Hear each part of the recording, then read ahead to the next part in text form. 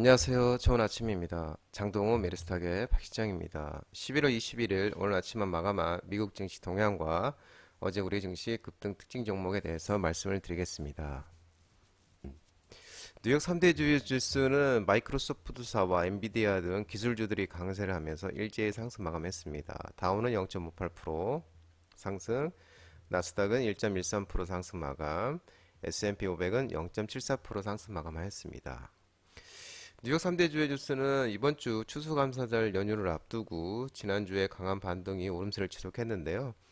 챗 GPT의 아버지라고 불리는 샘 올트먼 전 오픈 AI CEO가 MS 마이크로소프트사에 합류하면서 기술주들이 강세를 보이면서 상승 마감하는 모습이었습니다. 이번 주가 23일이 추수감사절로 미국 장은 휴장이죠. 금융시장이 휴장하고 24일은 금요일 날은 또 조기 폐장합니다.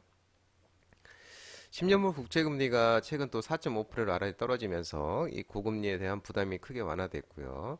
여기에 또 인플레이션이 예상보다 빠르게 완화되면서 연준의 내년 금리 인하 기대도 커지는 모습입니다.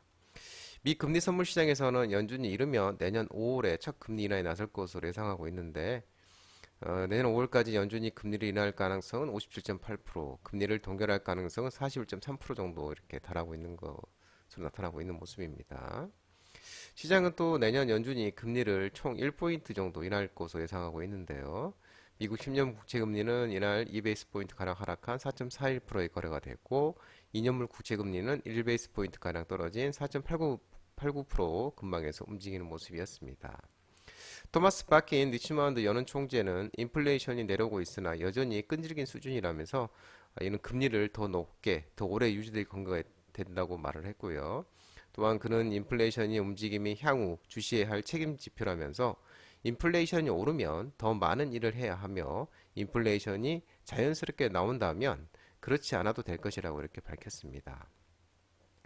또 컨퍼런스 보드가 발표한 10월 경기 선행지수는 9월보다 0.8% 하락했습니다. 이는 19개월 연속 하락한 건데요. 전달 수치와 시장 예상치 0.7% 하락보다도 부진한 것으로 나타나고 있습니다. 이 경기 선행지수가 19개월 연속 하락한 것이 2007년 말에서부터 2009년 대침체 기간이 마지막이었는데요. 이 높은 인플레이션과 금리, 소비 지출의 이 축으로 미국 경제가 매우 짧은 침체에 직면할 것으로 이렇게 예상한다고 밝혔습니다. 또 한편 시장에서는 이번 주에 이제 AI 대표주죠. 엔비디아의 실적 발표를 주목하고 있는데 21일 날 장 마감 후 실적 발표할 예정입니다. 엔비디아가 주가는 올해 들어 200% 이상 올랐고 또 오늘 또 2% 이상 올라서 사상 또 최고치를 경신을 했습니다. 이날 챗 GPT로 앞서 말씀드린 것처럼 AI 열풍에 불을 땡긴 오픈 AI에서 해임된 샘 올트먼 전 최고 경영자 CEO가 MS사, 마이크로소프트사에 합류하기로 했던 소식도 나오면서 또 기술주들이 강세를 보였습니다. 이 울트먼은 지난 17일 날 갑자기 돌연 오픈 AI 이사회로부터 해임을 당했습니다. 또 오픈 AI에 130달러를 투자해서 최대 주주가 지금 MS인데 이 올트먼의 해임을 몰랐던 것으로 알려졌고 또 혼란 끝에 MS가 마이크로소프트사가 이 해임된 올트먼을 데려오는 것으로 이번 사태는 이렇게 일단락되는 모습입니다. 기술주들이 상승했는데요. 애플은 0.93%, 메타는 1.47%, 구글의 알파벳은 0.69% 상승, 아마존도 0.65% 이렇게 상승 마감했고요. 엔비디아는 2.25% 상승하면서 또 인텔도 이제 2.12% 이렇게 상승하면서 반도체 필라델피아 지수도 1.52% 상승 마감했고요.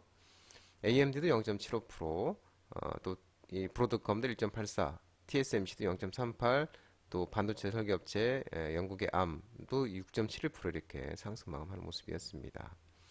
전기차도 테슬라는 0.55% 상승하면서 235.60달러, 리비아는 1.38%, 루시드는 2.22% 이렇게 상승 마감했고요.